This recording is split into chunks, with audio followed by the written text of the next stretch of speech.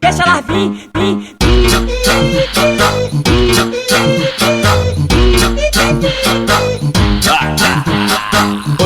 Hoje eu vim pra relatar, na voz eu Yoshi JK. Coloquei isca na carteira e fiquei com mais peixe que o mar.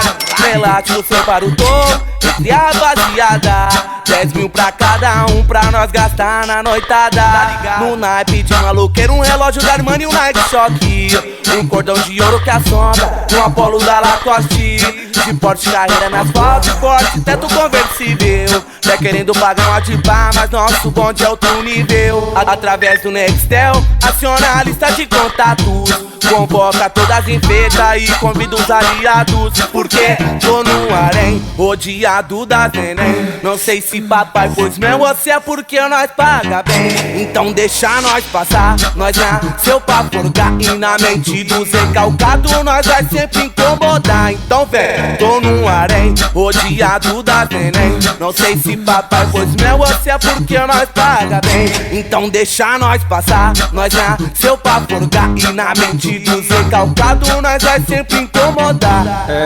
Deus me proteja, que agora tenho certeza que essa vida que eu levo tem vários pra me invejar. Sem contar que eu tenho casa com piscina, tá lotado de novinha na mansão à beira-mar. Pode estourar o champanhe, que hoje o pano é da Armani. Tem Lacoste e Abercrombie e também a Sérgio K. E a nave que eu piloto parece um helicóptero. Novinha bate cabeça doida pra poder entrar. Vem cá! Traz as amiguinhas, vê se para de gracinha, porque eu sou moleque zica dessa vida nível A.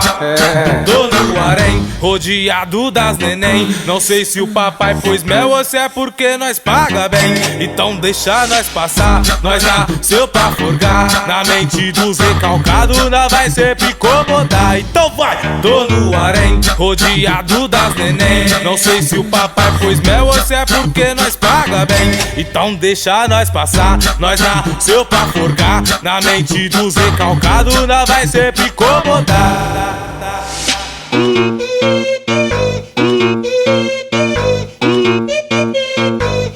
Deixa ela vir.